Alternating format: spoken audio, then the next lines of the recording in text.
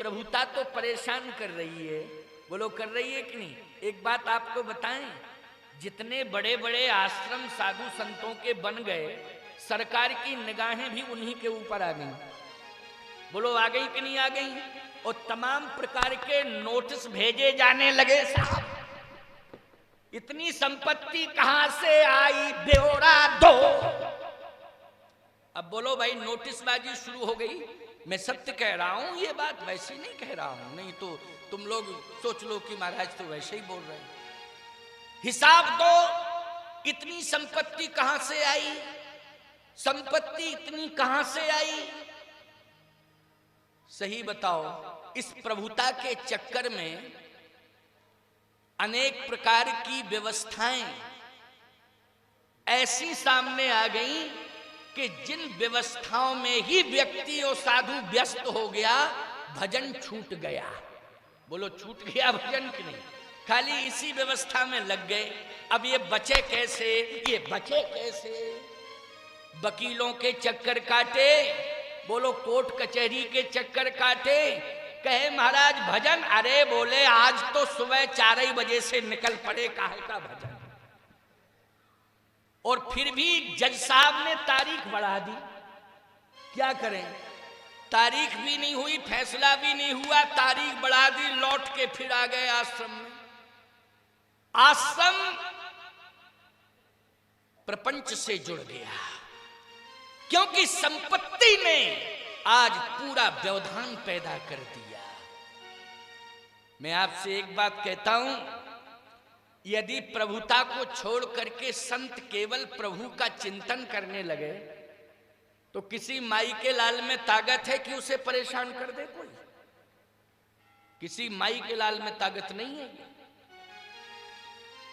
विश्वामित्र जी ने कहा ये आश्रम ही प्रपंच का कारण है, ये आश्रम ही दोषों का कारण है, ये आश्रम ही व्यवधान है, इसलिए इसका त्याग मुझे कर देना चाहिए, इसका त्याग करना चाहिए।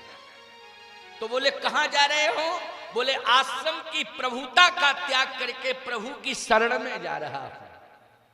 किसकी शरण में, प्रभु की शरण में जा रहा हूं। बोले तब मुनिवर मन कीन विचारा,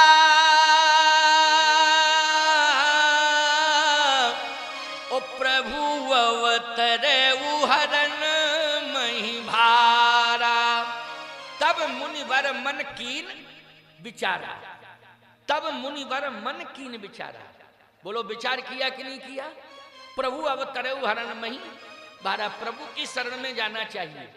और जब प्रभु की शरण में, प्रभु की शरण में याद रखना, जब प्रभु की याद आई, आश्रम छोड़ के प्रभु की शरण में चल दिए।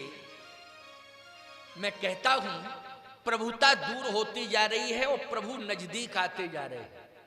प्रभुता दूर होती जा रही है और प्रभु नजदीक आते जा रहे हैं। प्रमाण क्या है प्रभुता का। बोले आश्रम में थे तो विश्वामित्र महामुनि ज्ञानी, और बसही विपिन सुआश्रम जानी। अब महा हट गई। बोले तब मुनिवर मन कीन विचारा, और प्रभु अवतर उहरन मही भारा। अब मुनिवर हो गए, लेकिन जैसे ही अयोध्या में पहुंचे तो मुनिवर भी हट गया। मुनियागमन, केवल मुनियागमन सुना जब राजा, तो मिलन गए उले विप्र समाजा। कर दंडवत मुनि सन्मानी, और निज आसन बैठा रे आनी। अब यहां पर भी बड़ा सुंदर चिंतन है। कर दंडवत मुनि सन्मानी, सम्मान किया महाराज दशरथ ने, करना भी चाहिए। लेकिन विश्वामित्र जी सोच रहे कि अरे मैं सम्मान लेने के लिए नहीं आया था, मैं तो भगवान लेने आया था। अच्छा एक बात बताओ, हम बाबा जी बने तो सम्मान लेने के लिए कि भगवान को लेने के लिए। बोलो सम्मान पान, ये लक्ष्य बिल्कुल सत्य कह रहा हूं। जब संत बने बचपन में ही बन गए थे, छोटी उम्र में, यही लक्ष्य था कि भगवान मिले, लेकिन मिलने लगा सम्मान। बोलो क्या मिलने लगा? सम्मान। उस सम्मान के चक्कर में अभी तक भगवान नहीं मिले। यही चक्कर है, मैं सत्य कह रहा हूं आपसे। अब देखो कब मिलते हैं, अब कब मिलते हैं, इंतजार तो है कि कब मिलते हैं क्यों भाई? लेकिन सत्य तो ये कि सम्मान तो बढ़ा और बढ़ता ही जा रहा है, लेकिन भगवान का पता ही नहीं चल रहा। लोग कहते हैं महाराज आप तो कामतानाथ जी की चरण शरण में रहते हैं। हम कहते हैं कि कामतानाथ जी की चरण शरण में रहता हूं, और कामतानाथ जी ने अपनी शरण में बुला भी लिया, लेकिन जैसे ही मैं शरण में पहुंचा तैसे ही कह दिया नदी गांव जाओ कथा कहने के लिए। बोलो भाई है? कुछ ऐसी कंडीशनें आती हैं, मैं सत्य कह रहा हूं, मैं इस मंच पर बैठ करके सत्य बोल रहा हूं, हृदय की बात बता रहा हूं कि अमावस्या के दिन लाखों लाख भक्त कामतानाथ जी के दरबार में पहुंचते हैं, लेकिन हम नहीं रह पाते हैं वहां, हम नहीं रह पाते हैं। जहां कामतानाथ जी के दरबार में लाखों लाख भक्त अमावस के पर्व पर पहुंच जाते हैं, लेकिन कभी कभी ऐसी कंडीशन आ जाती है कि बहुत लंबी दूर निकल गए कथा कहने के लिए, तो कथा छोड़ के नहीं आ पाते हैं। इसका मतलब है कि भगवान ने ही तो हमें दूर भेजा। बोलो भैया किसने भेजा? जल्दी बोलो। दूर भेजा कि जाओ हैदराबाद चले जाओ। अब हैदराबाद गए साहब, वहां 3 दिन पहुंचने में लगे, 3 दिन लौटने में लगे, 9 दिन रहने में लगे, आधा महीना चला गया कि नहीं चला गया। लेकिन एक ही विश्वास कर लेता हूं, क्या कि संत कभी अपने लिए नहीं जीता है, परमार्थ के कारण साधुन धरा शरीर, समाज का कल्याण हो जाए। भले ही हम भगवान के चरणों से उनकी आज्ञा पा करके दूर चले जाएं, लेकिन वहां के भक्त राम कथा सुन करके राम चरणों से जुड़ जाएं। बस ये लक्ष्य लेकर के निकल पड़ता हूं कि भगवान के भक्त बन जाएं, भगवान के चरणों से जुड़ जाएं। परमार्थ के कारण साधुन धरा शरीर, बस इसी में संतोष है। और मैं कहता हूं कि अगर ये परमार्थ वाणी से हो रहा है, वाणी के माध्यम से ये परमार्थ हो रहा है, तो मैं विश्वास के साथ कहता हूं कि भगवान मिलेंगे, मिलेंगे, भले ही अंतिम श्वास निकलने तक मिले, लेकिन मिलेंगे जरूर, ये मुझे विश्वास मेरा हटा नहीं है, विश्वास मेरा हटा नहीं है। भगवान के प्रति विश्वास बढ़ता जा रहा है, बस इतनी बात जरूर है, विश्वास बढ़ता ही जा रहा है। लेकिन सत्य यह है, सम्मान पाने की चाह नहीं रह गई। सम्मान आप देते हो, ये तो आपके संस्कार हैं। बोलो है कि नहीं? आप सम्मान दे रहे हो, ये आपके संस्कार हैं, लेकिन सम्मान पाने की कोई इच्छा नहीं है। ये बिल्कुल सत्य है भैया। क्यों? कथा कहते कहते ये समझ में आ गया कि सम्मान की चाह में सम्मान चला जाता है और भगवान भी नहीं मिलता है। सम्मान भी चला जाता है, ऐसी बात नहीं है। सम्मान चाहने वालों को सम्मान चरम सीमा पर मिला, लेकिन एक दिन ऐसी कंडीशन आई कि बोलो सम्मान चला गया कि नहीं चला गया। राजाओं को प्रजा ने कितना सम्मान दिया, राजाओं को प्रजा ने इतना सम्मान दिया, इतना सम्मान दिया प्यारे, कि राजतंत्र में सबसे ज्यादा सम्मान प्रजा के द्वारा राजाओं को मिलता था। लेकिन ईमानदारी से बताओ, आज जो किले खड़े हुए हैं उनमें कूड़ा कचरा फेंका जाता है। बोलो फेंका जाता है कि नहीं? वो दीवारें ढह गई हैं, उन पर घास खड़ी हुई है, वो गांव भर के कूड़ा कचरा दान बन गए हैं। बोलो ये देखने को आंखों से मिल रहा है कि नहीं मिल रहा है? क्यों? वहां सम्मान की चाह में राजाओं ने अपने लक्ष्य को बना लिया कि हमें सम्मान मिलना चाहिए, लेकिन भगवान को पाने की चाह नहीं रही, सम्मान को पाने की चाह रही।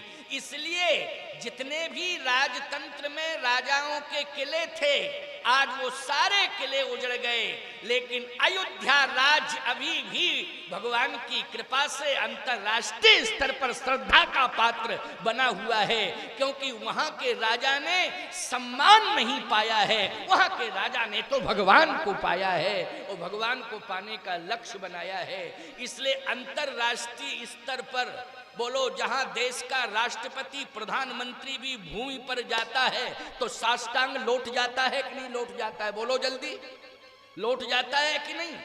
लेकिन और किले देख लीजिए आप हिंदुस्तान के, जहां जहां भी हों, भलो ईमानदारी से लोग सिर झुका के नहीं, सिर उठा के देखते हैं। ये दफा हो गई, ये हो गया, सिर उठा के देखते हैं लोग, देखते हैं कि नहीं?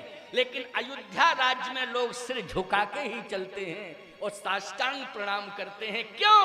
इसलिए कि अन्य राजाओं ने सम्मान को पाया है, लेकिन अयोध्या के राजा ने भगवान को पाया है। इसलिए भगवान को पालोगे प्यारे तो शरीर तुम्हारा दुनिया से चला जाएगा, लेकिन कीर्ति सदा सदा के लिए अमर हो जाएगी।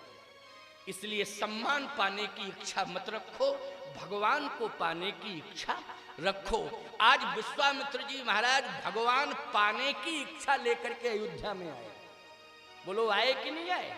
भगवान पाने की इच्छा लेकर के अयोध्या में आए और जैसे ही आए तो राजा ने साष्टांग प्रणाम किया, कर दंडवत अरे मुनहि सन्मानी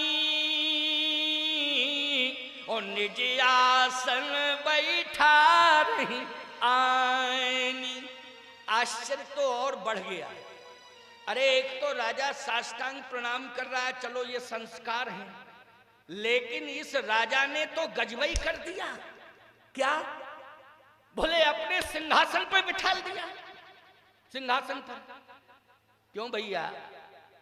इस मंच पर कोई महात्मा आ जाए, आदरणीय सम्माननीय, तो हम अपनी बराबरी से बगल में एक ऊंचा आसन बनवा देंगे, ठीक है ना भैया, और बिठा देंगे। लेकिन चाहे हमसे भी श्रेष्ठ महात्मा क्यों ना आ जाए, उससे हम अपने से ऊंचा आसन बनवा के बिठा देंगे। लेकिन भैया ये कामदगिरि पीठ का जो हमें प्रमाणित सिंहासन मिला है, क्या इस पर हम बिठा सकते हैं? जल्दी बोलो। हमारी समझ में तो नहीं, क्योंकि इसको हमने नियमानुसार लिया है। हाँ, इस पर बिठाल सकते हैं, जब उस नियम की पूर्ति हो जाएगी तो बिठाल देंगे। क्यों भाई, बिठालने की परंपरा है कि नहीं? परंतु ये पीठ का सिंहासन परंपरा से चला आ रहा है, नियमानुसार मुझे मिला है। मैं भी किसी को दूंगा तो नियमानुसार दूंगा, लेकिन जब तक वो नियम पूरा नहीं कर लूंगा तब तक सिंहासन को छोड़ने का क्या मेरा नैतिक धर्म है? बोलो, ये नियम नहीं है। महाराज श्री दशरथ अयोध्या के सिंहासन पर बैठने के अधिकारी हैं, क्योंकि नियम पूर्वक उन्हें अयोध्या का सिंहासन मिला है। और जब नियम पूर्वक अयोध्या का सिंहासन मिला है तो अयोध्या के सिंहासन पर किसी और को बिठाल सकते हैं क्या? बोलो भाई, बिठाल सकते हैं क्या? और मैं कहता हूं कि व्यक्तित्व का मूल्यांकन किया जाए तो वशिष्ठ जी महाराज के व्यक्तित्व के आगे विश्वामित्र जी का व्यक्तित्व बौना है साहब। बोलो, है बौना कि नहीं? छोटा व्यक्तित्व है, लेकिन प्रमाण दे रहा हूं, सम्मान हुआ है वशिष्ठ जी महाराज का, लेकिन अयोध्या के सिंहासन पर बैठ करके नहीं हुआ। वशिष्ठ जी ने सिंहासन पर बिठाया तो है, लेकिन कभी वशिष्ठ जी सिंहासन पर बैठे नहीं है। प्रथम तिलक वशिष्ठ मुनि कीना। बोलो भाई, वशिष्ठ जी के द्वारा जब तिलक होता है तभी राजा बैठता है सिंहासन पर। पहला तिलक कौन करता है? बोलो भाई, पहला तिलक वशिष्ठ जी करते हैं कि नहीं?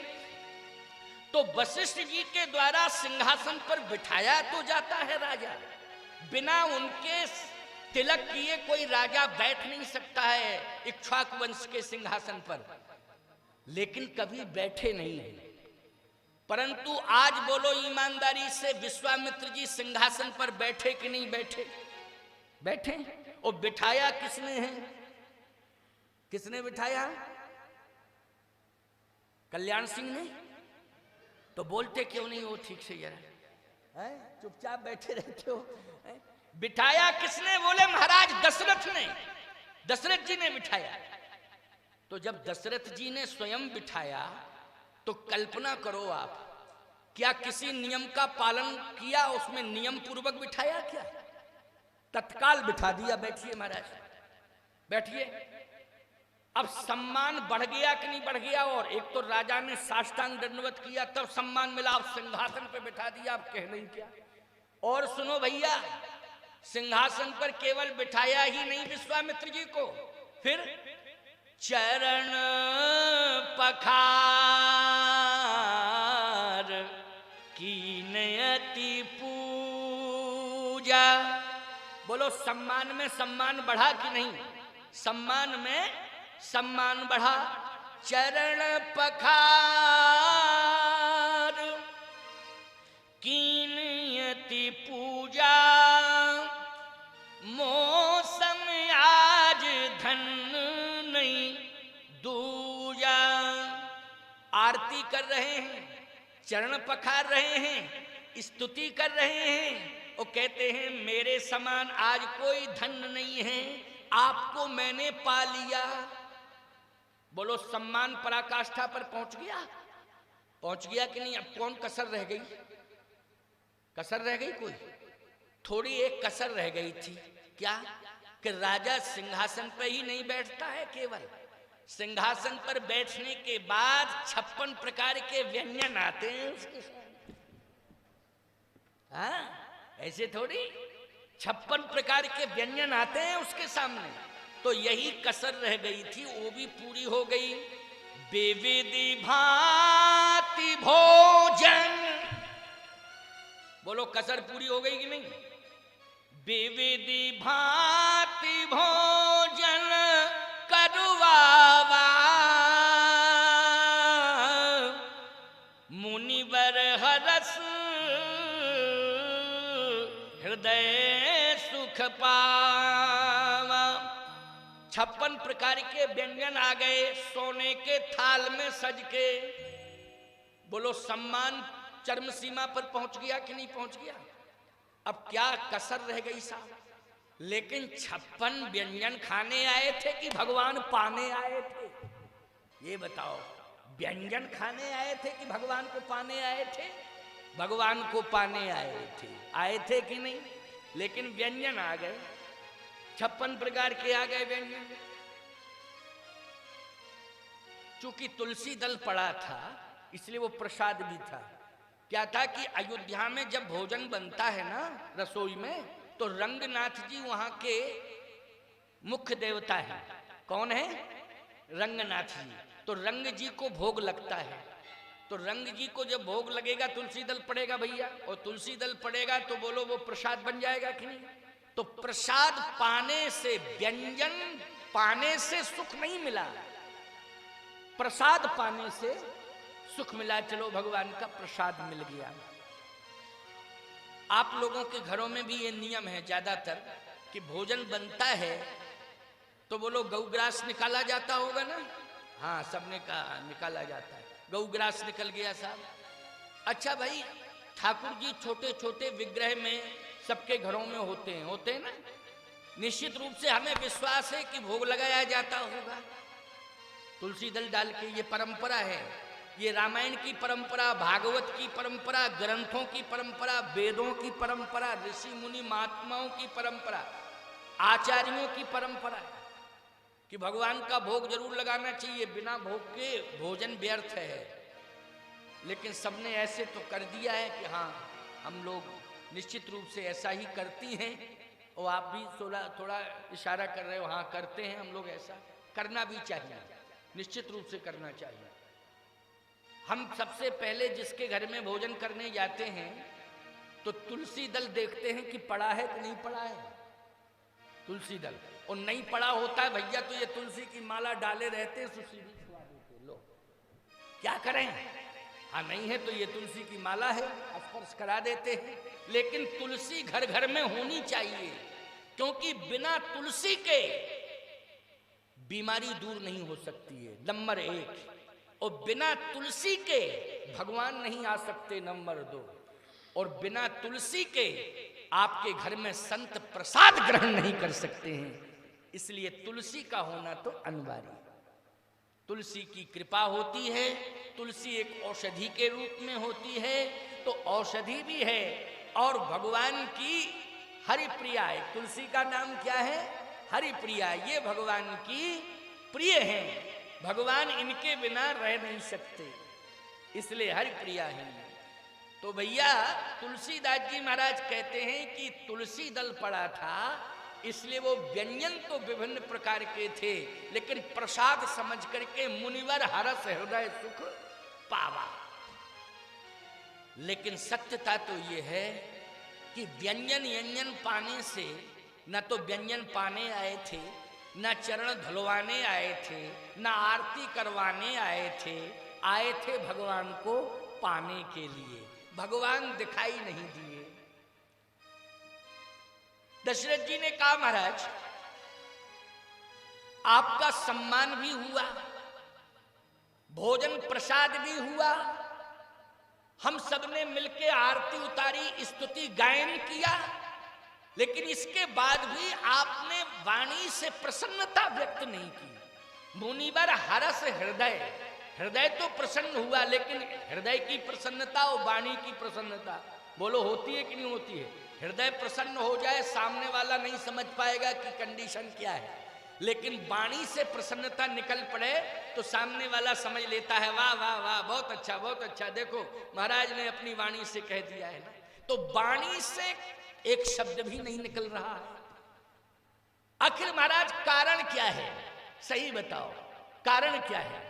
कहीं कारण आगमन तुम्हारा, आने का कारण क्या है? कारण बताओ। विश्वामित्र जी ने कहा दशरथ आने का कारण तुम नहीं समझ पाए। कहे महाराज आने का कारण हम क्या समझ पाएंगे, हम तो यही समझ रहे आपने कृपा की है, आप आ गए तो मेरे ऊपर कृपा हो गई। लेकिन सत्य तो यह है कि सिंहासन यदि छोड़ा गया, वैसे आरती उतारना, चरण धोना, भोजन करवाना, ये श्रद्धा की बात है, बोलो है। और तत्काल ही सिंहासन छोड़ देना और राजपाट वैभव सब कुछ दे देना, बिना किसी शर्त के, मांगा नहीं, बिना ही मांगे, और एकदम त्याग दिया, सिंहासन पर बिठा दिया।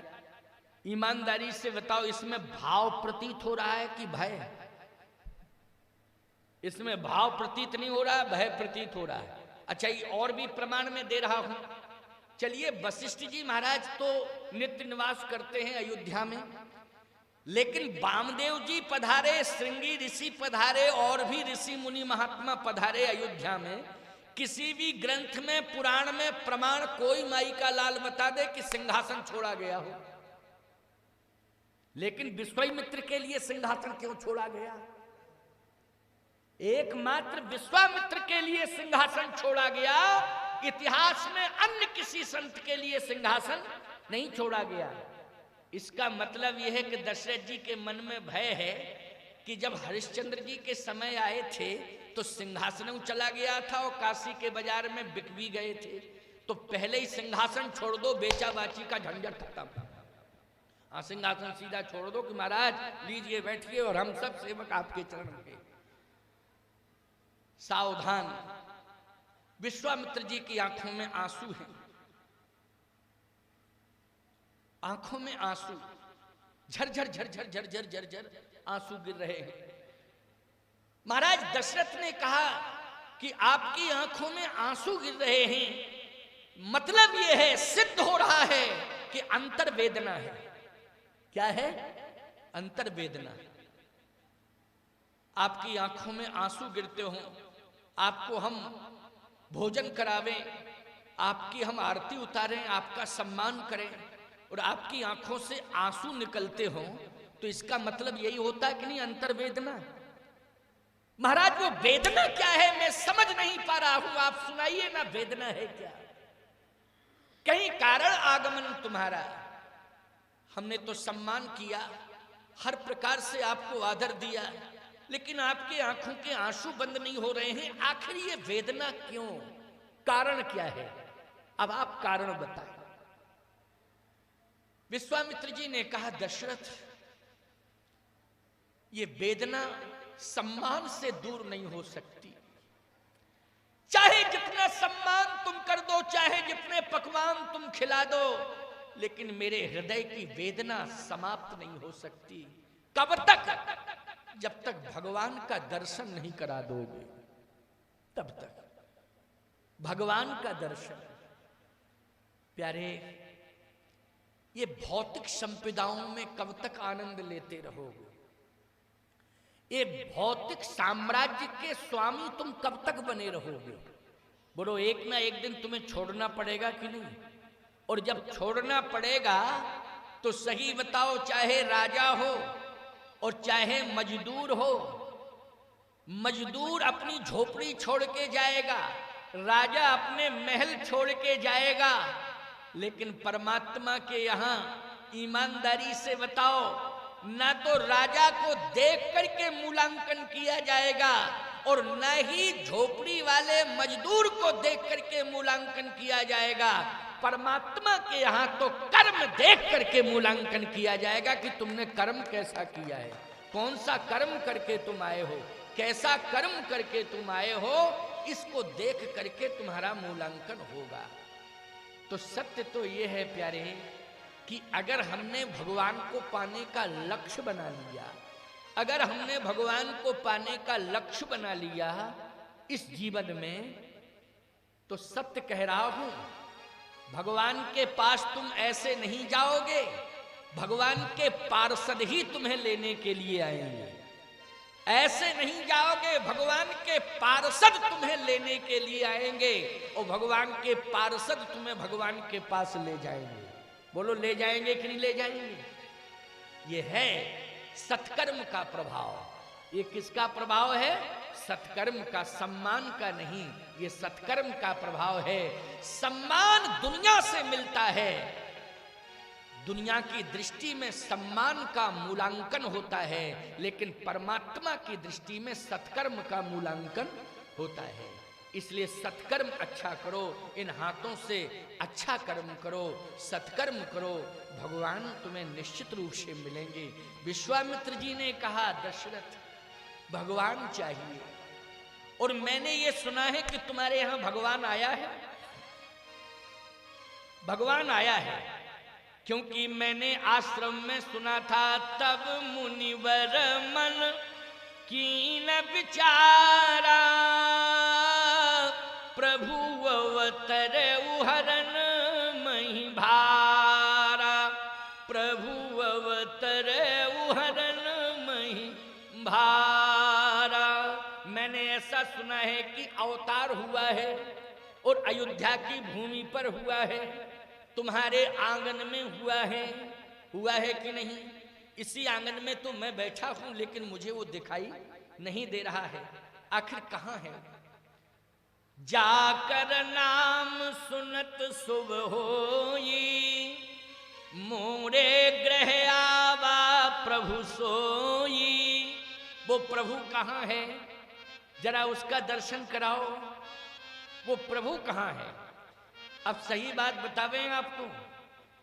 दशरथ जी महाराज ने अभी तक राम जी को सामने ही नहीं किया सामने, क्योंकि महाराज दशरथ एक लक्ष्य बना चुके थे। वो लक्ष्य क्या था? दशरथ जी महाराज का ये लक्ष्य बन चुका था कि मैं अपने राम को महलों के अंदर ही रखूंगा, मैं अपने राम को सोने के पालने पर बैठा हुआ देखता रहूंगा, मैं अपने राम को अयोध्या की चार दीवारी के अंदर ही रखूंगा। ये लक्ष्य बना चुके थे महाराज दशरथ। लेकिन एक बात बताओ, आपको भगवान मिल जाएं तो आप भगवान को अपने घर तक सीमित रखोगे, अपने कमरे तक सीमित रखोगे, अपने घर तक सीमित रखोगे, अपने गांव तक सीमित रखोगे? परमात्मा सीमित है कि असीमित है? बोलो भाई, बोलो भाई। परमात्मा को सीमा में कैसे प्रतिबंधित किया जा सकता है? और यदि कोई परमात्मा को सीमा में प्रतिबंधित कर रहा है तो यह उसकी अज्ञानता है, अज्ञानता की नहीं। और सबसे बड़ी अज्ञानता है उसके जीवन की।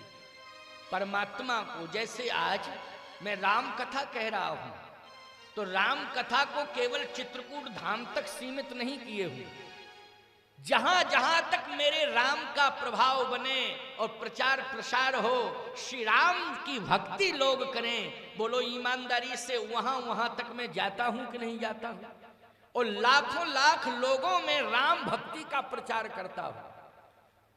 आज ये मेरी कथा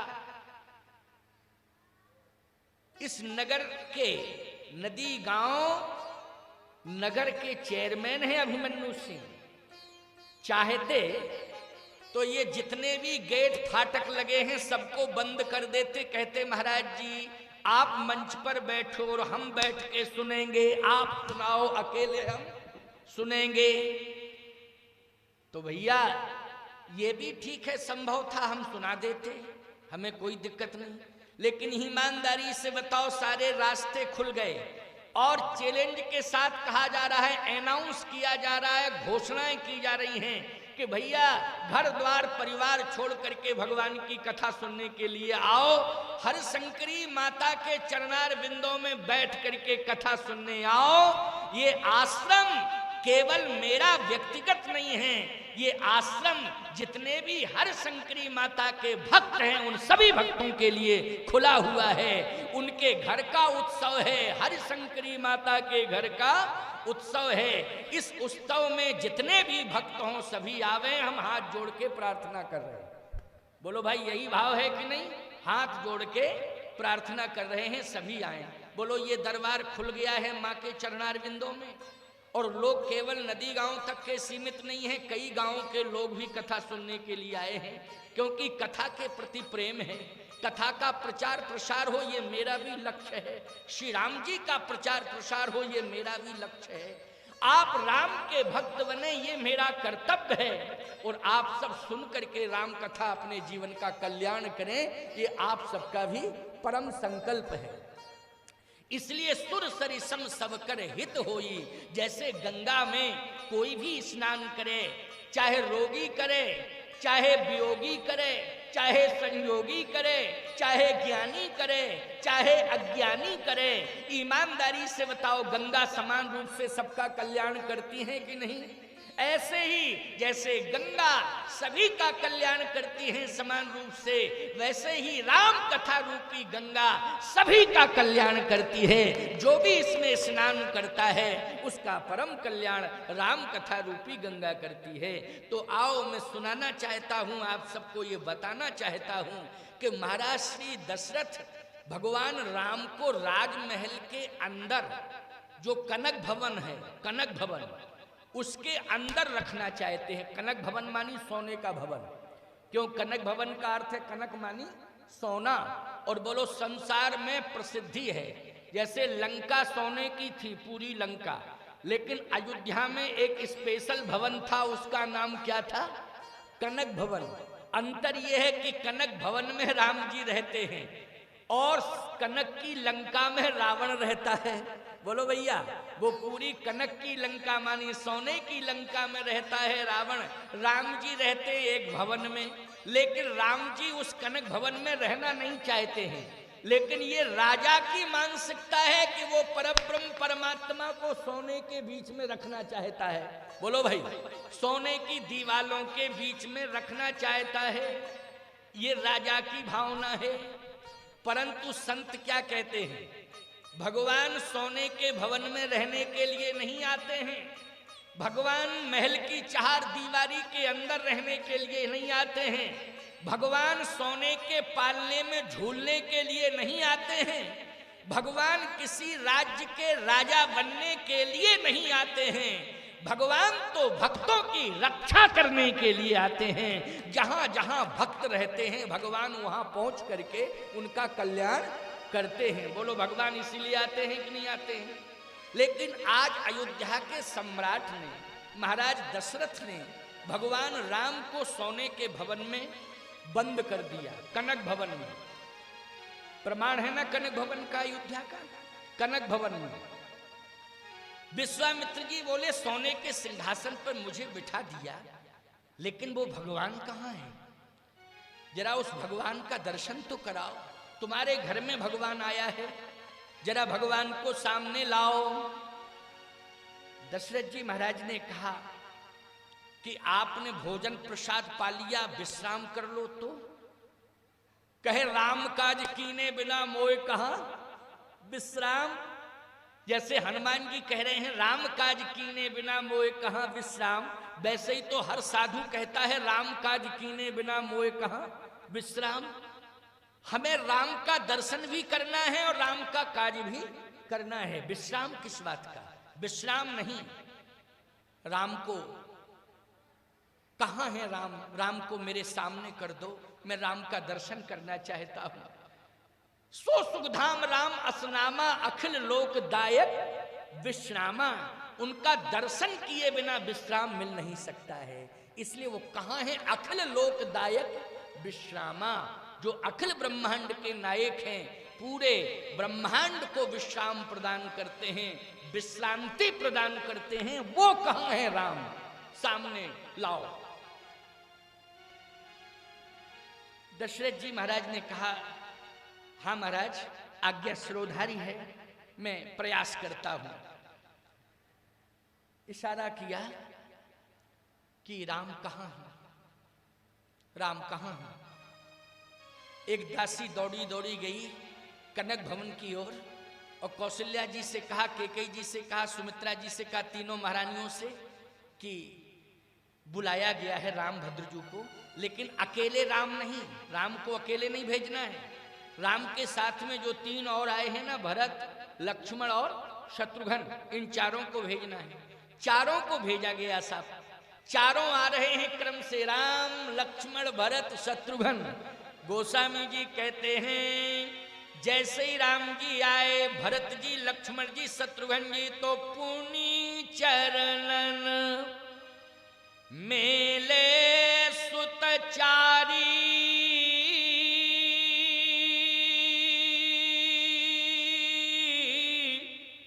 क्यों भाई? प्रमाण चार का है कि अकेले राम जी का है? चार का प्रमाण है। चारों को एक साथ लिटा दिया, साष्टांग प्रणिपात कराया, राम, लक्ष्मण, भरत, शत्रुघ्न।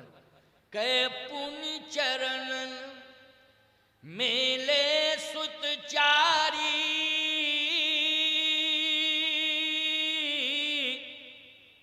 लेकिन विश्वामित्र जी राम को पाने का लक्ष्य बना के आए थे। बोलो किसको प्राप्त करने का लक्ष्य बना के आए थे? केवल राम को।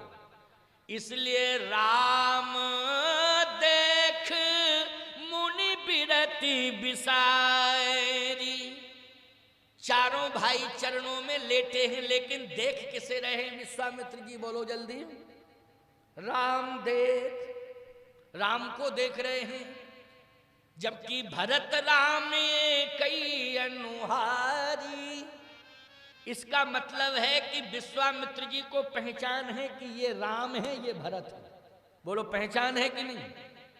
जबकि भरत राम एक ही अनुहारी, सहसा लख न सके नर नारी।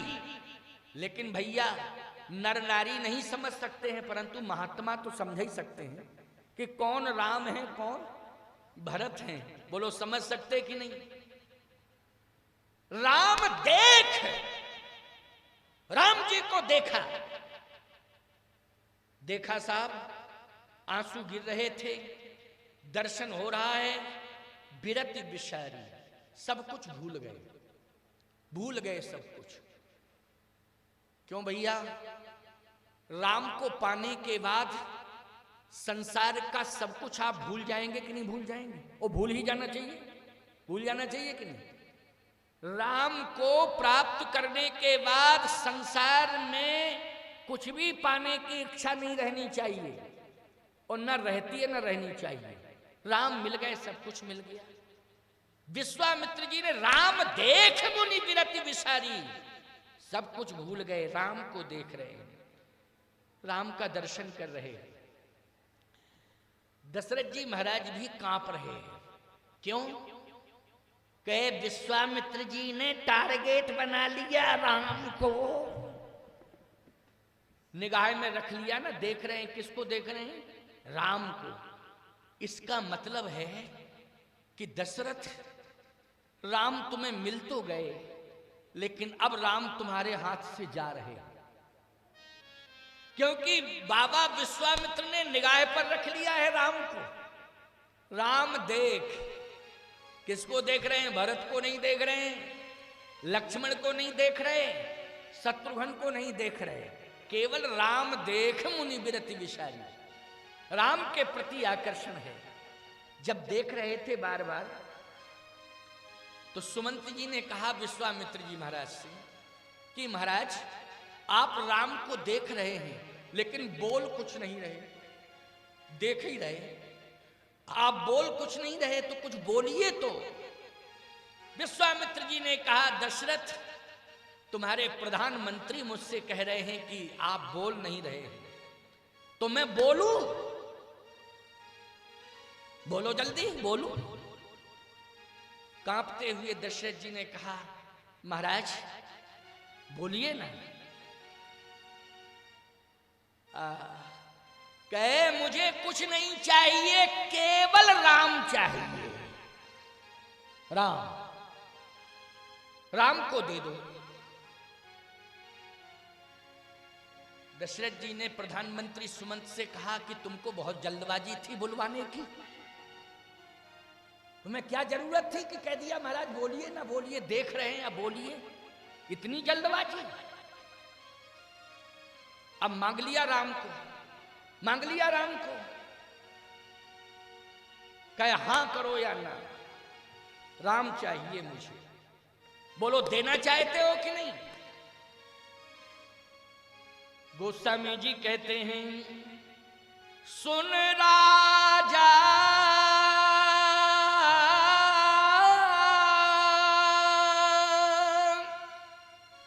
अति प्रिय बानी, हृदय कंप मुख दुति कुम्हला। बोलो यही मनोदशा हो गई दशरथ जी की कि नहीं? सुन राजा, अति अप्रिय वाणी, ये प्रिय वाणी नहीं लगी दशरथ जी को, अप्रिय वाणी लगी। अच्छा एक बात बताओ, हम आपसे कहें दाम दो, महाराज कैसे आए? दाम लेने आए। बोलो वाणी अप्रिय लगेगी कि नहीं लगेगी? अरे महाराज आए और मांगने लगे दाम, अरे पता चलता तो पहले ही दूसरे गेट से निकल जाते आराम से, लेकिन क्या करें अब तो फंस ही गए हैं। अरे महाराज कोरोना का काल चल रहा है, दाम कहां धरे? अप्रिय वाणी लगेगी। वो हम कह दें हम राम लेने आए, राम चाहिए, तो तुरंत दौड़ोगे अपने घर में जहां पर राम रखे होंगे, कहे महाराज बहुत ही अच्छे, आप ले जाओ, पूजा आप ही करना, हम तो परेशान हैं 3 महीने से, ले जाओ ले जाओ, बहुत अच्छी बात है, ले जाओ पूजा करना, आप बहुत अच्छे आए महाराज, भगवान ने बड़ी कृपा की। पूजा करने वाला कोई नहीं था, लेकिन आप मांगने चले आए, इससे अच्छी बात और क्या होगी? क्यों आज लोग प्रसन्नता से दे देंगे कि नहीं दे देंगे? जल्दी बोलो। तुरंत देंगे, तुरंत देंगे। लेकिन प्यारे आज कोई दाम नहीं देना चाहता है, राम को सब देना चाहते हैं, लेकिन दशरथ जी दाम देना चाहते हैं लेकिन राम को नहीं देना चाहते हैं। राम देत नहीं बनत गुसाई, फिर देना क्या चाहते हैं? के मांगहु भूमि धेनु धन कोसा, ओ सरबस आज देहु से रोसा, लेकिन देह प्राण ते प्रिय कछु नाही, ओ सो मुनि देव निमिख इक माही, सब सुत मोह प्राण की नाई, राम देत नहीं बनत गुसाई, राम को नहीं दे सकता हूं। खजाना खुला है, जितना चाहिए उतना ले जाओ। गौशाला में गौएं हजारों की संख्या में, जितना चाहो महाराज उतना ले जाओ। खजाना भरा पड़ा है, जितना चाहो उतना ले जाओ। यहां तक मैं सब कुछ दे सकता हूं, प्राण भी दे सकता हूं, लेकिन राम नहीं दे सकता हूं। राम देत नहीं बनत गुसाई, राम को नहीं दे सकता। दाम से प्रेम नहीं है, राम से प्रेम है। बोलो है कि नहीं? राम से प्रेम है, दाम से प्रेम नहीं। राम को तो नहीं दे सकता। विश्वामित्र जी ने कहा राम की ही जरूरत है और राम नहीं दे सकते हो, तो तुम्हें मालूम है कि तुम्हारे कुल की परंपरा क्या है? कहे महाराज परंपरा क्या है? मंगल लहै न जिनके नाही, ते नरवर थोड़े जगमाही। रघुवंश की परंपरा है कि मांगने वाले कभी मना सुन के नहीं गए। ये रघुवंश की परंपरा है। इसका मतलब है कि तुम परंपरा को चैलेंज कर रहे हो, चुनौती दे रहे हो। मांगने वाले कभी मना सुन के नहीं गए, ये परंपरा है, तुम्हारे कुल की परंपरा है। लेकिन कुल का धर्म नहीं निभा पा रहे हो दशरथ। एक मांगने वाला साधु आया कि मुझे राम चाहिए, राम नहीं दे सकते हो तुम। मैं जा रहा हूं, लेकिन विमुख होकर के जा रहा हूं, उदास होकर के जा रहा हूं। दशरथ जी ने कहा रुको महाराज, रुको रुको रुको रुको रुको।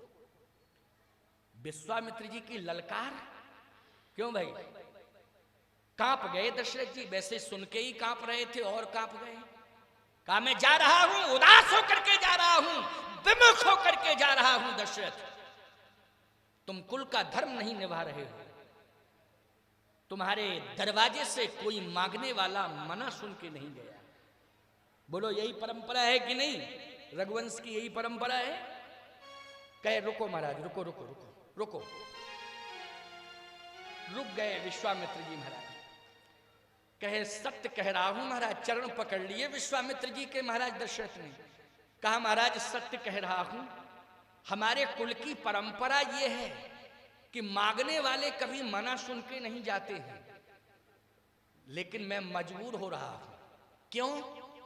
क्योंकि हमारे राज्य की संपत्ति होती या हमारे कुल की संतान होती तो मैं देने को तैयार था। राज्य की संपत्ति है इसलिए मैं देना चाहता हूं, लेकिन राम जो मुझे पुत्र के रूप में प्राप्त हुए हैं वो मेरे पुरुषार्थ से नहीं हुए हैं, गुरुदेव की कृपा से हुए। इसलिए गुरुदेव कह दे तो हम दे देंगे। अब समझना इस बात को। ये प्रसंग जो है बहुत महत्वपूर्ण है। गुरु की बात आ गई फिर सामने के नहीं आई, गुरुदेव की बात फिर आ गई सामने। अच्छा, ये बात भी बिल्कुल सत्य है। परमात्मा पुरुषार्थ से मिलता है कि गुरु की कृपा से मिलता है? गुरु की कृपा से मिलता है।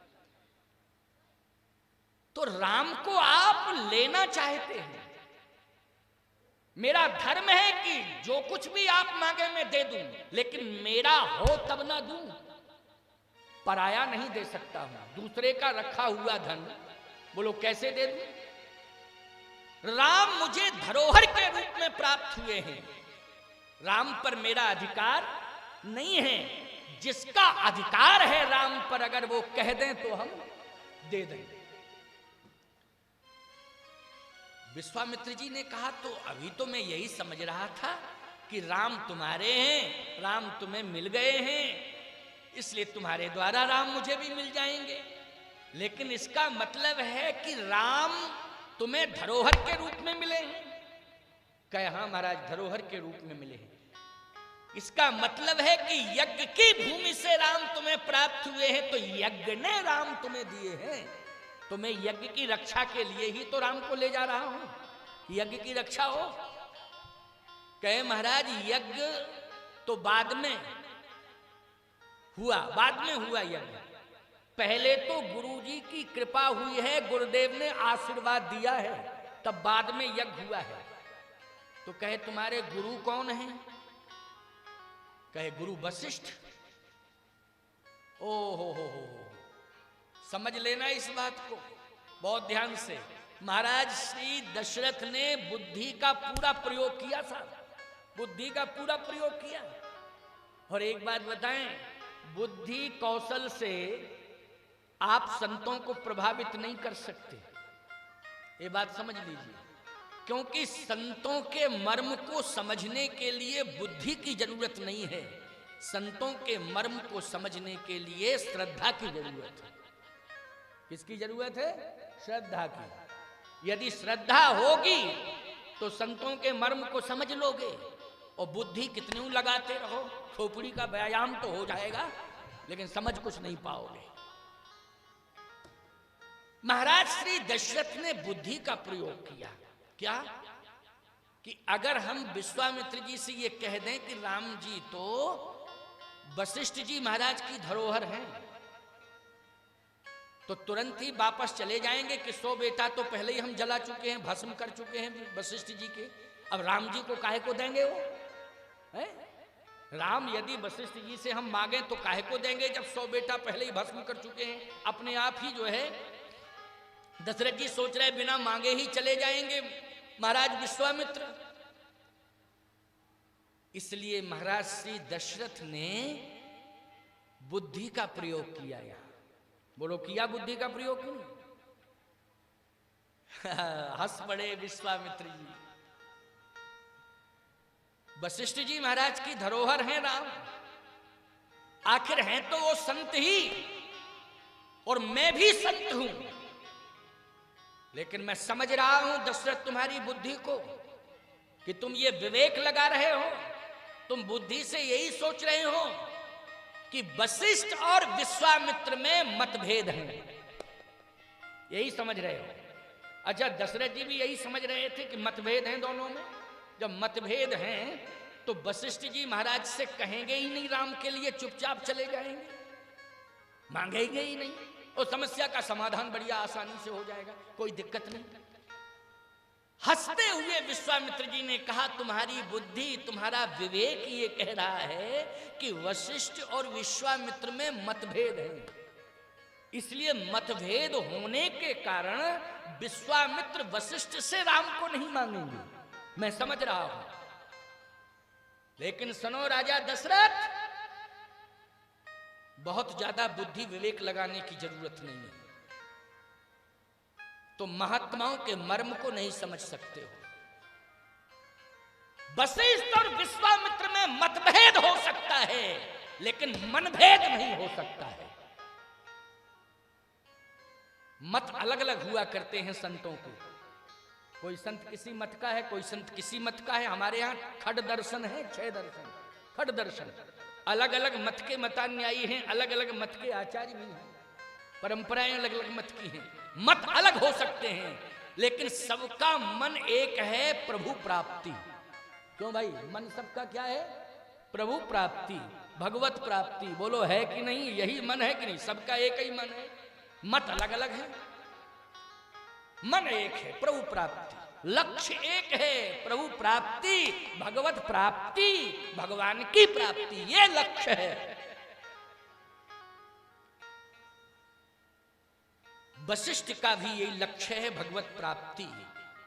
विश्वामित्र का भी यही लक्ष्य है, भगवत प्राप्ति। वशिष्ठ का भी यही मन है कि यज्ञ पूर्ण होना चाहिए, यज्ञ की रक्षा होनी चाहिए, यज्ञ सफल होना चाहिए। और विश्वामित्र का भी यही मन है कि यज्ञ सफल होना चाहिए, यज्ञ पूर्ण होना चाहिए। कोई महात्मा ये चाहेगा कि हमारा यज्ञ सफल हो जाए, इनका विफल हो जाए? बोलो, वो साधु है? साधु नहीं है वो जो ये सोचे। यज्ञ सफल होना चाहिए, जहां जहां भी यज्ञ हो रहे हों वो सब यज्ञ सफल होना चाहिए। हे प्रभु, ऐसी कृपा करो कि मैंने सुना है अमुक जगह पर यज्ञ हो रहा है, कोई विघ्न न आने पावे, यज्ञ सफल हो जाए, मेरी यही प्रार्थना है। जो जहां संत भजन कर रहे हैं, बोलो यही सोच रहे हैं बैठे बैठे कि नहीं? कहीं भी यज्ञ हो रहा हो, भले ही उनका यज्ञ से कोई वास्ता, उन्हें निमंत्रण न मिला हो, चाहे उन्हें बुलाया न गया हो, चाहे उनका कोई परिचय ना हो उस यज्ञ से, लेकिन कानों में ये आवाज पहुंचेगी कि वहां यज्ञ हो रहा है, तो बोलो असली संत भगवान से नित्य प्रार्थना करेगा कि नहीं कि निर्विघ्न यज्ञ संपन्न हो। एक बात आपको बताएं किसी के घर में बेटी की शादी है, लेकिन ये आवश्यक नहीं है कि सबको निमंत्रण मिले। क्यों भैया? उसका सामर्थ्य नहीं है कि वो पूरे गांव को निमंत्रण भेजे, लेकिन उसने सुनिश्चित लोगों को निमंत्रण दिया, वो लोग पहुंचे भी। लेकिन हर घर का व्यक्ति यही सोचेगा कि नहीं सोचेगा कि हमारे गांव की बेटी की शादी है, हे गणपति भगवान, हे हर शंकरी माता, निर्विघ्न संपन्न कर देना, बस यही प्रार्थना है। बोलो, हर घर का प्राणी यही सोचेगा कि नहीं सोचेगा? क्योंकि ये बेटी की शादी यज्ञ है। बेटी की शादी का मतलब है यज्ञ। बोलो, है कि नहीं? यज्ञ। यज्ञ सफल होना चाहिए। बेटी का हाथ पीला हो जाए, समय से निर्विघ्नता पूर्वक विदाई हो जाए गांव से। बोलो, यही सोच होगी कि नहीं होगी? यही सोच होनी भी चाहिए। ये जरूरी नहीं है कि आपको निमंत्रण मिला हो या ना मिला हो, या आपके उस परिवार से कैसे संबंध हैं। नहीं नहीं, वो यज्ञ हो रहा है। बेटी भले ही किसी की है, लेकिन हमारे गांव की है, हमारे नगर की है। निर्विघ्नता पूर्वक वो यज्ञ संपन्न होना चाहिए। ये परिकल्पना, ये भावना रहती है। तो विश्वामित्र जी ने कहा कि वशिष्ठ जी की धरोहर अगर राम हैं, तो वशिष्ठ जी को बुलाया जाए, महात्मा वशिष्ठ को बुलाया जाए। अब प्यारे, बहुत महत्वपूर्ण बात है ये। वशिष्ठ जी को बुलाया गया। वशिष्ठ जी महाराज आए, और जैसे ही वशिष्ठ जी ने विश्वामित्र जी को देखा कि महात्मा विश्वामित्र जी बैठे हुए हैं, तो अपनी आसन की ओर नहीं गए। वो वशिष्ठ जी जो बैठने के लिए सुनिश्चित आसन था वशिष्ठ जी के लिए, वहां नहीं गए। दौड़ के विश्वामित्र जी की ओर, विश्वामित्र जी जहां बैठे थे उस स्थान की ओर गए। और विश्वामित्र जी ने जैसे वशिष्ठ जी को आते देखा तो खड़े हो गए। साहब, ये आदान प्रदान की परंपरा है। खड़े हो गए, और वशिष्ठ जी महाराज ने दौड़ करके विश्वामित्र जी की भुजाओं को पकड़ा और हृदय से लगा लिया। और जैसे ही वशिष्ठ जी ने विश्वामित्र जी को हृदय से लगाया, दशरथ जी ने माथा पकड़ लिया। कन्फर्म हो गया, राम अब चले गए। अब राम अयोध्या में रहने वाले नहीं हैं। अब कन्फर्म हो गया कि अब तो राम जी चले ही जाएंगे। हम नहीं जानते थे कि इतना प्रेम है, इतना प्रेम। अरे, मतभेद हो सकता है, लेकिन मन भेद नहीं हो सकता है प्यारे। आज मन तो एक ही है ना। यज्ञ की प्रतिष्ठा का प्रश्न है, यज्ञ की रक्षा का प्रश्न है प्यारे। इसलिए इसमें प्रतिस्पर्धा की कोई आवश्यकता नहीं है। यज्ञ पूर्ण होना चाहिए, यज्ञ सफल होना चाहिए। पवित्र कार्य यदि कहीं हो रहा हो तो उसमें प्रतिस्पर्धा का भाव नहीं लाना चाहिए। जहां पर भी पवित्र कार्य हो रहा हो उसमें मन से समर्थन कर देना चाहिए प्यारे। अच्छा कार्य सफल होना चाहिए, उसमें किसी भी प्रकार के विघ्न बाधा करने की आवश्यकता नहीं है। उसमें प्रतिष्ठा का प्रश्न नहीं बनाना चाहिए, प्रतिस्पर्धा नहीं रखनी चाहिए। उसमें तो यही होना चाहिए कि नहीं नहीं, अच्छा कार्य हो रहा है, होना चाहिए। और भी हम भगवान से प्रार्थना करेंगे कि मेरे हाथों से भी अच्छा कार्य हो जाए। प्रभु हमें इतनी शक्ति प्रदान करे कि हमारे हाथों से भी अच्छा कार्य हो।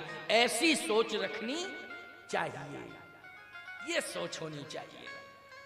वशिष्ठ जी महाराज की यही सोच है कि चाहे वशिष्ठ यज्ञ करें, चाहे विश्वामित्र जी यज्ञ करें, यज्ञ सफल होना चाहिए। इसलिए जितना ज्यादा से ज्यादा सहयोग मेरे द्वारा हो सकता है, वशिष्ठ जी कहते हैं मैं उतना सहयोग करूंगा, लेकिन यज्ञ विफल नहीं होने दूंगा। यज्ञ सफल होना चाहिए, यज्ञ के लिए सहयोग।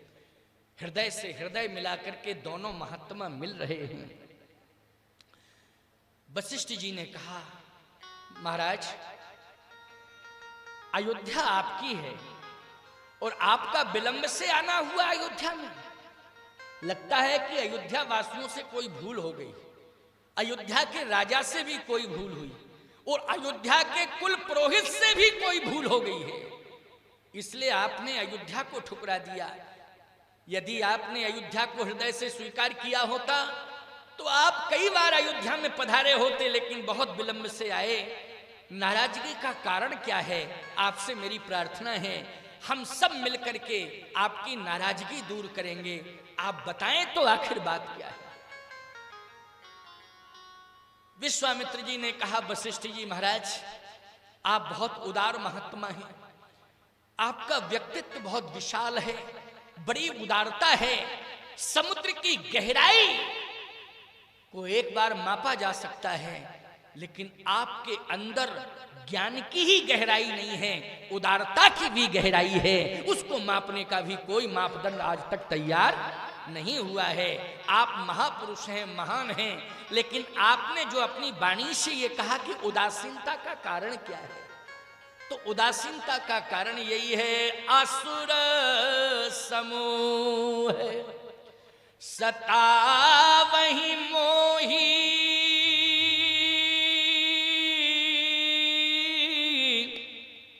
राक्षस मुझे सता रहे हैं और यज्ञ नहीं करने दे रहे हैं, इसलिए यज्ञ की रक्षा के लिए मैं अयोध्या में आया। तो महाराज, यज्ञ की रक्षा अवश्य होगी। कहे, आशा की किरण निराशा में बदल रही है।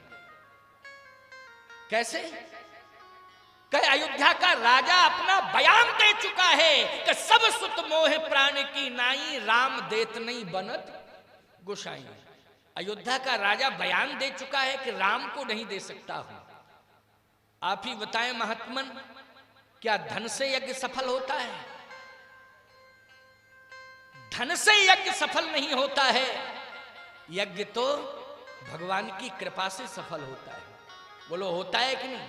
जब भगवान की कृपा होती है तभी यज्ञ सफल होता है। नहीं तो धन लगाने वाले न जाने कितना धन लगा देते हैं, लेकिन फिर भी कहते साहब करोड़ों रुपया खर्च किया लेकिन यज्ञ संतोषजनक नहीं हुआ।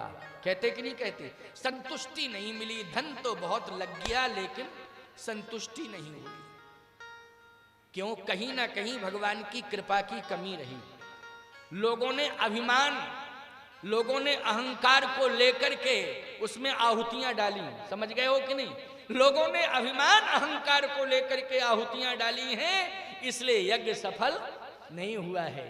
यदि भगत सहित मुनि आहुति दीने, तो प्रगटे अग्नि चरु कर लीने। भक्ति परख ढंग से आहुतियां डाली गई होती भक्ति पूर्वक, तो यज्ञ सफल होता। अहंकार युक्त चित्त से आहुतियां पड़ी हैं, इसलिए यज्ञ सफल नहीं हुआ है। लेकिन यज्ञ मेरा सफल नहीं हो रहा है। क्यों? मुझे धन की जरूरत नहीं है, मुझे तो भगवान की जरूरत है। और आज मैं भगवान को मांगने के लिए आया हूं, तो भगवान मुझे मिल नहीं रहे हैं। वशिष्ठ जी ने कहा, मना किसने किया? मना किसने किया पहले ये बताओ। कहे, तुम्हारे चेले ने। पूछो। वशिष्ठ जी ने कहा, क्यों दशरथ, तुमने मना किया? अब झूठ तो बोल नहीं सकते। मना किया तुमने? कहे, महाराज मना नहीं किया, ये कहा था कि राम पर मेरा अधिकार नहीं है। राम जी पर तो गुरुदेव का अधिकार है, बस इतना मैंने कहा। विश्वामित्र जी बोले, तुलसीदास जी से पूछो। पूछो। तुलसीदास जी बोले, स्पष्ट कहा था, राम देत नहीं बनत गोसाई। राम देत नहीं बनत गोसाई। राम देते नहीं बनता, राम को नहीं दे सकता हूं, बाकी सब कुछ दे सकता हूं। धन ले लो, धेनु ले लो, सब कुछ ले लो, राम को नहीं दे सकता हूं। वशिष्ठ जी ने कहा, दशरथ ये तुम्हारा अविवेक बोल रहा था, अज्ञानता पूर्वक बयान दिया तुमने। राम को तुम क्यों नहीं देना चाहते हो? राम को देने के लिए तुम्हारे पास साहस नहीं है। क्यों नहीं है साहस? क्योंकि राम को तुमने मोह बंधन में बांध लिया है, और राम को भगवान मान करके तुमने मोह बंधन में नहीं बांधा है। राम को तुमने पुत्र मान करके मोह बंधन में बांधा है। बोलो, क्या मान करके? पुत्र मान करके, जबकि मैंने यज्ञ से ये संदेश दे दिया था कि पुत्र के रूप में वो आएगा लेकिन होगा परमात्मा। मैंने यज्ञ में ही संदेश दे दिया था। इसलिए यज्ञ में प्रवचन कराए जाते हैं कि यज्ञ की महिमा को समझो कि भगवान कैसे मिलते हैं। बोलो भाई, यज्ञ में प्रवचन कराया जाता है कि नहीं कराया जाता है? यज्ञ में प्रवचन कराने का केवल परंपरा ढोना नहीं है। यज्ञ में प्रवचन का अर्थ है यज्ञ की महिमा को समझाना। बोलो, यही अर्थ हुआ कि नहीं हुआ? तो यज्ञ चला, मैंने यज्ञ की महिमा को सुनाया था, बताया था। क्या तुमने सुना नहीं ध्यान से? मैंने कहा क्या था कि परमात्मा ही आएगा लेकिन पुत्र बन के आएगा।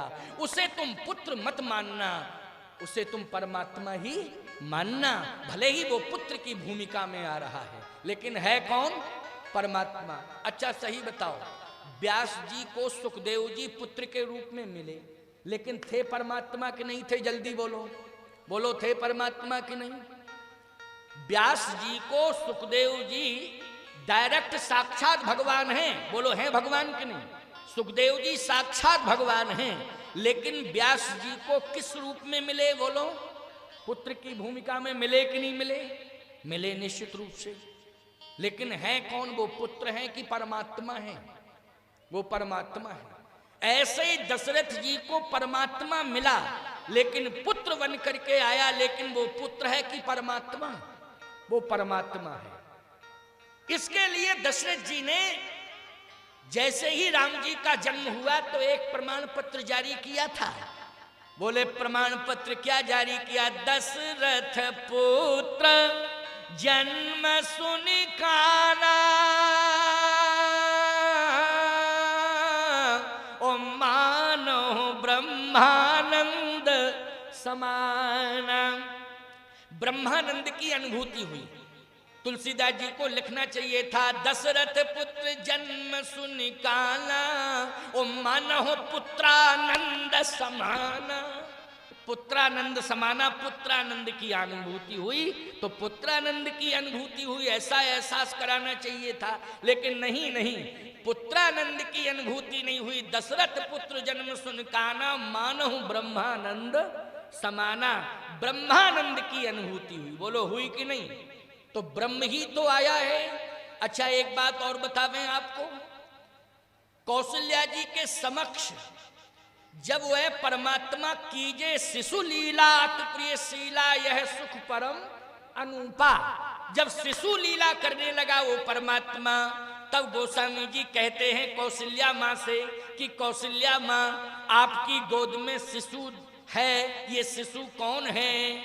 तब कौशल्या जी कह रही हैं, तुलसीदास जी ने मानस में लिखा है, व्यापक ब्रह्म निरंजन, अरे निर्गुण विगति विनोद,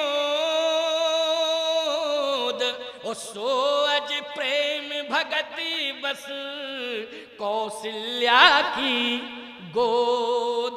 बोलो ईमानदारी से, वो शिशु बनकर के कौशल्या की गोद में किलकारियां ले रहा है, लेकिन है कौन? व्यापक ब्रह्म निरंजन निर्गुण विगत विनोद। वो प्रेम के कारण शिशु बन गया। कीजे शिशु लीला अति प्रिय शीला, यह सुख परम अनुपा।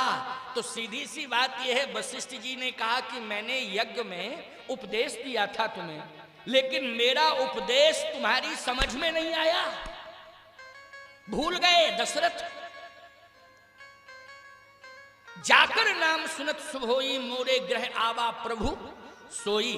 तुमने भी स्वीकार किया था कि प्रभु आया है, ब्रह्मानंद की अनुभूति भी तुम्हें हुई थी, लेकिन आज तुम ब्रह्म को पुत्र मान करके उसे महलों से दूर नहीं करना चाहते हो। आजकल मानसिकता यही तो हो जाती है माँ बाप की कि मेरा बेटा सुरक्षित रहे। क्यों भाई? यही मानसिकता होती, सुरक्षित रहे। और थोड़ा सा बाहर निकले, देखो देखो देखो देखो कहां चला गया है? अरे रक्षा करने वाले तुम हो, रक्षा करने वाला है परमात्मा। बोलो रक्षक कौन है? जल्दी बताओ। प्रहलाद की रक्षा माँ बाप ने की थी कि भगवान ने की थी? बोलो। भागवत सुनते हो, वो गर्दन भी हिलाते हो। मानते नहीं हो, लेकिन बस बात यही है, मानते नहीं हो। प्रहलाद की रक्षा माँ बाप ने नहीं की थी। बाप तो प्राण ही लेने के लिए तैयार था, बोलो था कि नहीं था।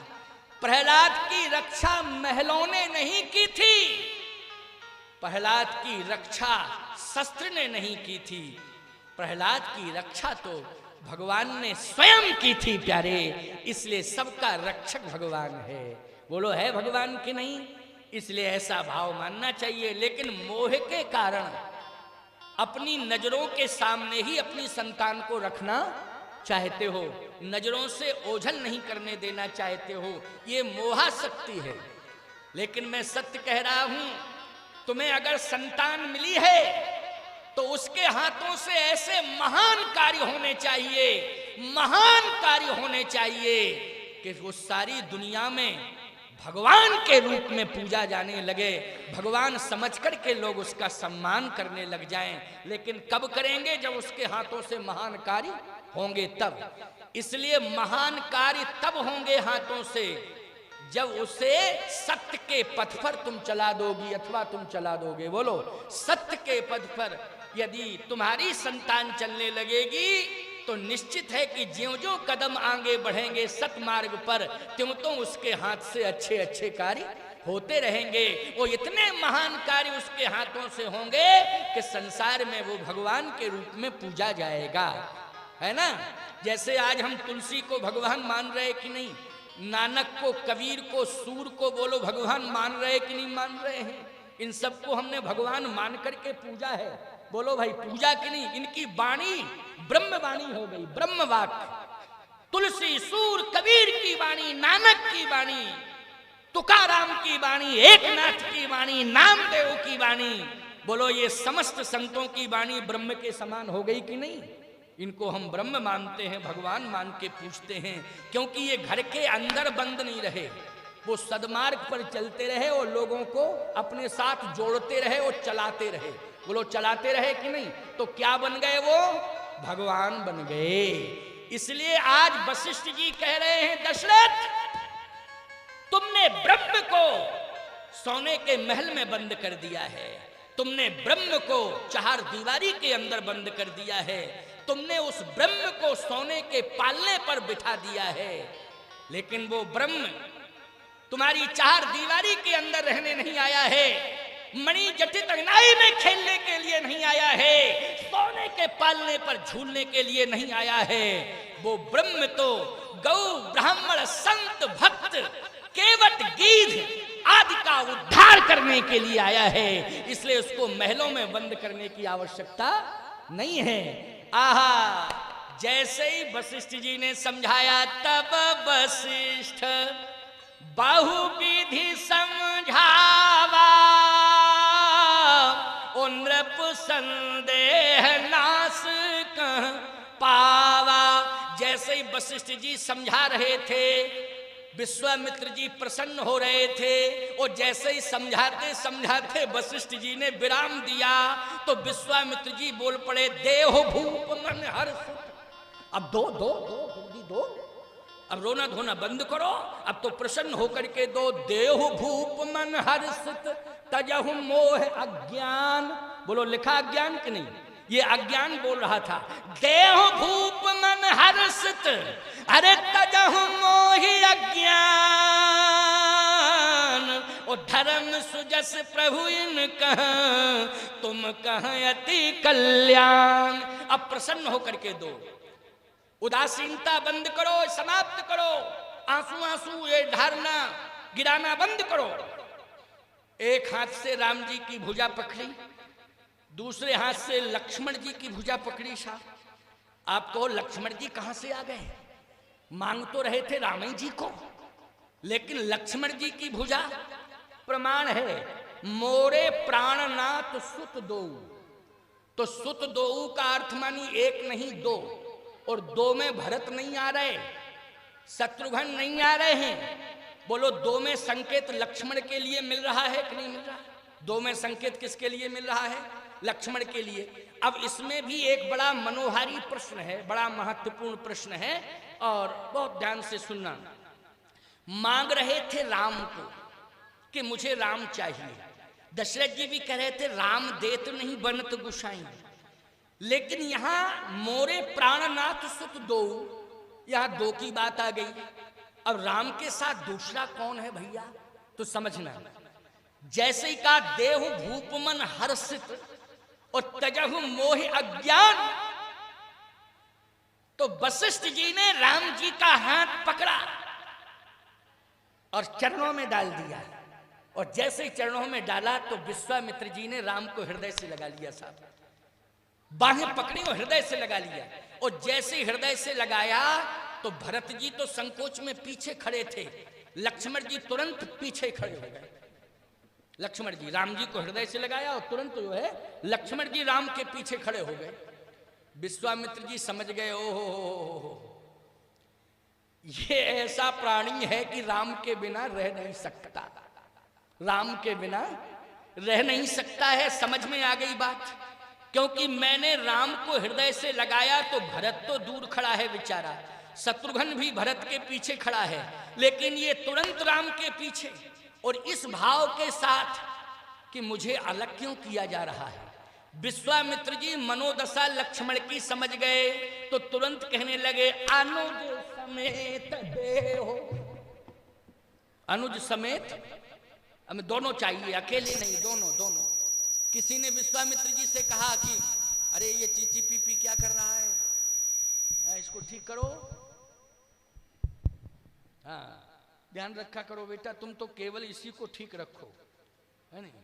हाँ कोई बात नहीं, वो अपने आप ही बोल पड़ा। हाँ इसके ऊपर भी दबाव पड़ रहा है। हाँ ऐसा नहीं है, ये ऐसे थोड़ी चिल्लाएगा। हाँ इसके ऊपर दबाव पड़ रहा है, कोई बात नहीं, चिंता मत करो। हम भी समझा रहे हैं इसको कि 15 मिनट और शांत रह जाओ, बस 15 मिनट बाद जो है आराम से बढ़िया दिव्य विश्राम होगा मंच का। और आप सब तो बिल्कुल ऐसे बैठे हो कथा सुनने में जैसे दुकान में संगमरमर की मूर्तियां रखी रहती हैं, है नहीं, ऐसी रखी रहती, ना हिलती ना डुलती, क्यों भाई और क्यों कीते हो, ऐसे बैठे हो बिल्कुल एक मूर्त मंत्र तपस्या जैसी। सबसे बड़ी सफलता तो इस मंच की ये है कि तुम लोगों को शांत कराना तो सहज बात है, परंतु इनको शांति से बिठाना बहुत मुश्किल की बात है। ये डिपार्टमेंट जो इधर का है ना, आप कहो महाराज कैसे बात यह है कि इनको ज्यों-ज्यों शांत तुम कराओगे त्यों तो इनका टेम्परेचर बढ़ता है ना। शांत आप ही हो जाओगे, लेकिन इनको ब्रह्मा जी नहीं करा सकते हैं शांत। लेकिन नदी गांव की विशेषता है ये, और जगह की बात हम नहीं कर रहे हैं, और जगह होगा। नदी गांव की देवियों की एक विशेषता है कि जैसी कथा में रहती हैं वैसे ही घर में भी रहती हैं, क्योंकि अभी हमें 4 दिन और बोलना है। क्यों अभी हमको 4 दिन कथा और कहनी है ना। जैसी ये कथा में बैठी हैं, और यहाँ तो माताओं बहन बेटियों, यहाँ तो केवल भारत के लोग ही नहीं देख रहे हैं, कई देश के लोग देख रहे हैं। ये YouTube चैनल के माध्यम से प्रसारण हो रहा है और ये रिकॉर्ड बन रहा है। हमेशा जगतगुरु राम स्वरूपाचार्य जैसे ही चैनल खोला जाएगा तो उसमें नदी गांव का जरूर सत्संग स्थल, सत्संग प्रवचन और ये ग्राउंड, ये सारी कथा, आपके बैठने की व्यवस्था सब दिखाई देगी, सब दिखाई देगी कि किस तरह से लोग बैठे हैं, कहाँ क्या हो रहा है। इससे संदेश अच्छा जाएगा कि नहीं। और आप तो बिना कहे ही सब बड़े अनुशासित और मर्यादित ढंग से बैठते हैं, और ये परंपरा अभी की नहीं है, गोविंद नगर नदी गांव की तो जमाने की परंपरा है। मैं कहता हूं बुंदेलखंड में मुझे 2 स्थान ऐसे दिखाई दिए जहां सबसे ज्यादा मंदिर, एक तो दतिया में, दूसरा नदी गांव में। क्यों भाई गलत कह रहा हूं? दतिया में भी बहुत मंदिर हैं, लेकिन मुझे ये विश्वास है कि अगर गणना की जाए तो दतिया से ज्यादा नदी गांव में मंदिर मिलेंगे। अगर गणना की जाए तो छोटे बड़े मंदिर मिला करके दतिया से भी ज्यादा। तो मैं कहता हूं कि अगर दतिया को लोग बुंदेलखंड में मिनी वृंदावन कहते हैं, तो मैं नदी गांव को मिनी वृंदावन और मिनी अयोध्या मानता हूं कि अयोध्या और वृंदावन दोनों की परंपरा से संयुक्त है। बोलो है कि नहीं? यहाँ अयोध्या की भी परंपरा है और यहाँ पर वृंदावन की भी परंपरा है। यहाँ राम जी के भी मंदिर मिलेंगे आपको, यहाँ गोपाल जी के भी मंदिर मिलेंगे आपको। बोलो मिलेंगे कि नहीं मिलेंगे? और कहना क्या, हनुमान जी के मंदिर तो बहुत ही मिलेंगे। बोलो मिलेंगे कि नहीं? इसलिए बड़ी कृपा है इस नगर के ऊपर। ये नदी के तट पर बसा हुआ है। ये पुष्पावती नदी कौन सी है भैया? अरे वो पहुँच तो तुम लोग अपनी भाषा में बोलते हो, लेकिन ये पुष्पावती नदी है ना? इसलिए ये साधारण नदी नहीं है प्यारे। यहाँ तो इतना भी परीक्षण हुआ है कि जैसे गंगा जी का जल किसी ने एक पात्र में रखा तो 2 महीने में क्या रिजल्ट आया, उस पुष्पावती का भी जल रखा गया तो क्या रिजल्ट आया। तो ऐसी मान्यता है कि दोनों के जल की समानता ही दिखाई दी है, महीनों लोग रखे रहे।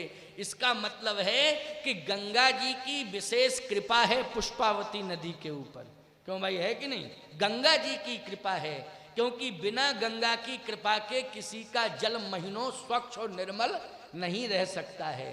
ये केवल गंगा की विशेषता है, नर्मदा जी की विशेषता है। लेकिन यदि किसी नदी का जल महीनों स्वच्छ और बिल्कुल किसी भी प्रकार की कहीं कोई कीड़े मकोड़ों की स्थिति पैदा नहीं हो रही है, तो इसका मतलब है गंगा जी की विशेष कृपा हो चुकी है। बिना कृपा के संभव ही नहीं है। तो ऐसी पवित्र नदी के तट पर ये नगर बसा हुआ है और ये ग्राम पंचायत ही है।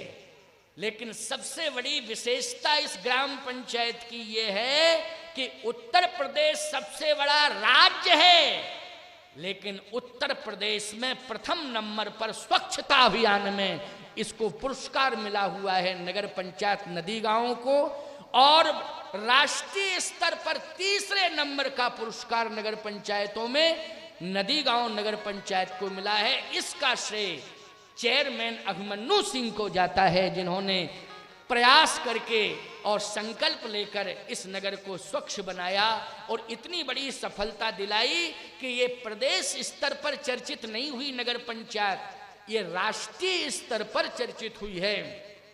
और राष्ट्र में भी तीसरे नंबर का स्थान नगर पंचायत नदी गांव का यदि आया है तो ये अंतरराष्ट्रीय स्तर पर चर्चित हो गई है नगर परिषद नगर पंचायत। इसलिए भैया मैं कहना चाहता हूं कि स्वच्छता अभियान में, पवित्रता में, विचारों की भी पवित्रता की श्रृंखला जुड़ती जा रही है सत्संग के माध्यम से, शरीर के श्रम के माध्यम से हमने इस नगर पंचायत को स्वच्छ बनाया है और विकास में भी इस नगर पंचायत को हमने सबसे आगे किया है। लेकिन हमने अंतःकरण की, मन की निर्मलता के लिए सत्संग के माध्यम से भी नदी गांव नगर पंचायत को आगे कर दिया है। प्यारे, ये संदेश अंतरराष्ट्रीय स्तर पर चैनल के माध्यम से जा रहा है।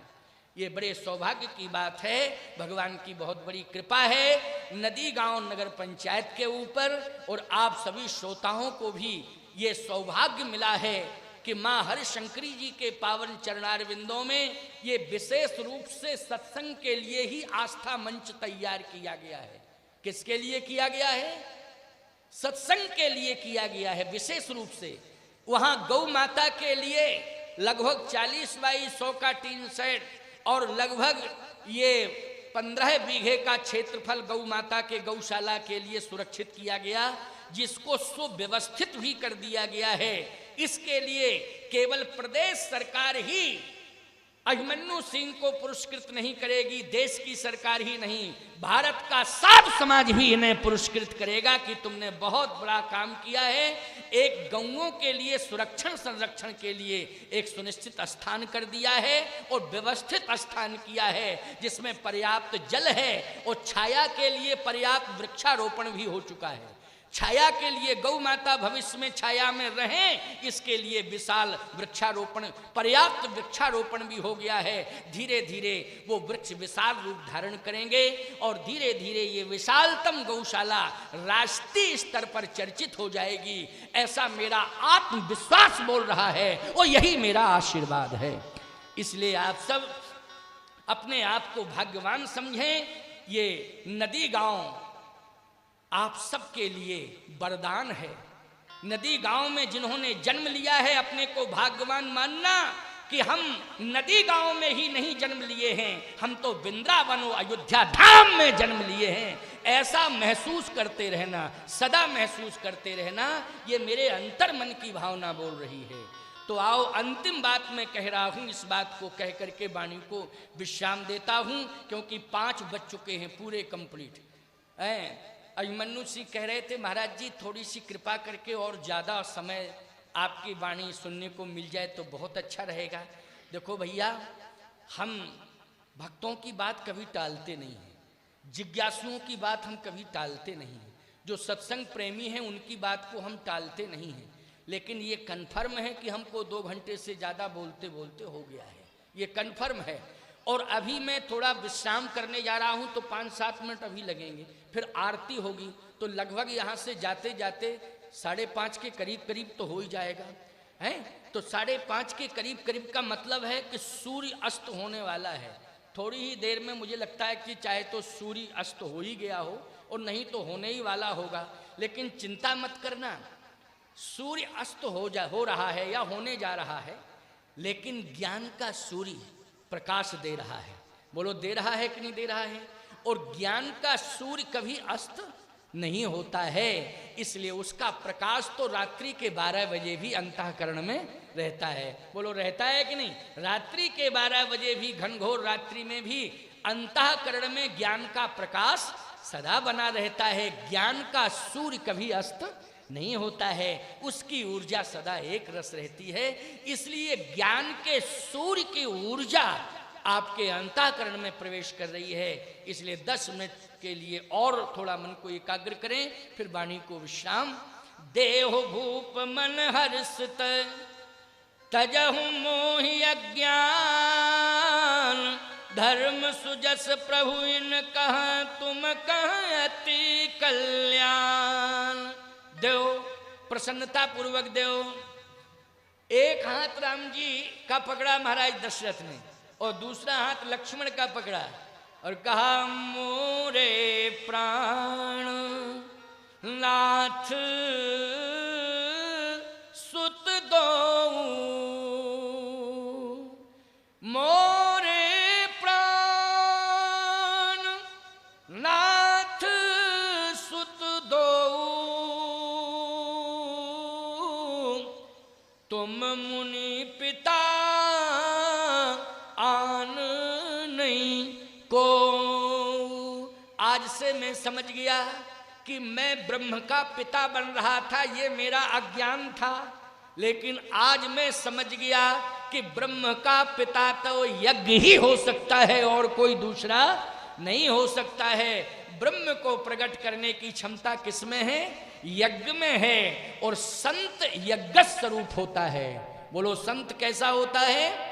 यज्ञ स्वरूप होता है। इसलिए मोरे प्राणनाथ सुदो तुम मुनि पिता आन नहीं को। आप सब यज्ञ के माध्यम से उस ब्रह्म को भी प्रकट कर देते हैं, ये क्षमता ऋषियों में है। इसलिए राम तो संतों के हैं, पहला अधिकार राजाओं पर नहीं है, राम का पहला अधिकार तो संतों का है। इसलिए राम संतों के हैं, आप संभालें। और विश्वामित्र जी ने राम लक्ष्मण दोनों को संभाल लिया। अब विश्वामित्र जी से पूछा गया कि आपको राम भी मिल गए और लक्ष्मण भी मिल गए।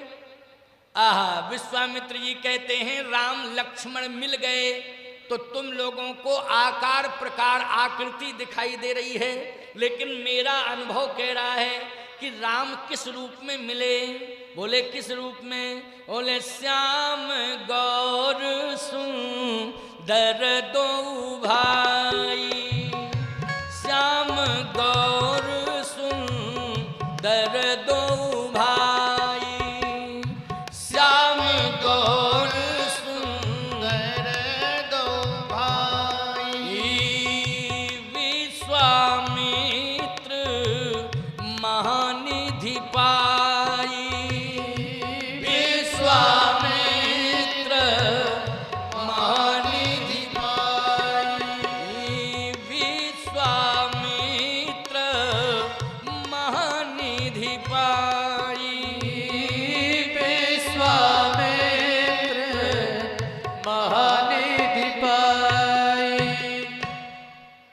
विश्वामित्र जी कहते हैं मुझे महानिधि मिल गई। महानिधि, देखो साधु संतों की निधि और महानिधि भगवान है कि नहीं? संपत्ति कौन है? परमात्मा है।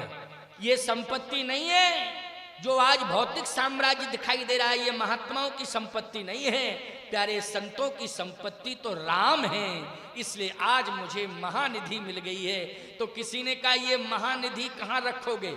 निधि तो तिजोरी में रखी जाती है, बैंकों में रखी जाती है, लाकर्सों में रखी जाती है, लेकिन इस महानिधि को कहाँ रखोगे? आहा, विश्वामित्र जी ने कहा इस महानिधि को मैं अपने हृदय में रखूंगा, और याद रखना ये हृदय स्थल पर सदा सुरक्षित रहेगी। बोलो, साधु संत महात्मा परमात्मा की छवि को हृदयस्थ कर लेते हैं कि नहीं कर लेते हैं? और उनके अंतःकरण में सदा परमात्मा रहता है। बोलो, हनुमान जी जैसे संत ने भगवान को कहाँ रखा? जल्दी बोलो। बन्नो पवन कुमार खलवन पावक ज्ञान घन जासु हृदय आगार वसहि राम सर चाप धर। जैसे हनुमान जी हृदय में रख लेते हैं तो साधु संत भगवान को हृदय में रखते हैं। विश्वामित्र जी ने कहा इस महानिधि को मैंने हृदय में रख लिया है। और याद रखना, तिजोरी का धन चोरी जा सकता है, तिजोरी का धन चोरी जा सकता है, घर में रखा हुआ धन चोरी जा सकता है, पॉकेट में रखा हुआ धन चोरी जा सकता है, लेकिन हृदय के अंदर जिसको आपने रख लिया है वो अंतिम श्वास तक आपके साथ रहेगा और आपके साथ ही वो जाएगा। बोलो, जाएगा कि नहीं? उसको कोई माई का लाल चुरा नहीं सकता है। इसलिए बंदो पवन कुमार खलवन पावक ज्ञान घन जासु हृदय आगार बसहि राम सर चाप धर। जैसे हनुमान जी के हृदय में राम जी बसते हैं, वैसे विश्वामित्र आदि आदि संतों के हृदय में भी भगवान बसते हैं। इसलिए उस महानिधि को हृदयस्थ कर लिया। बोलिए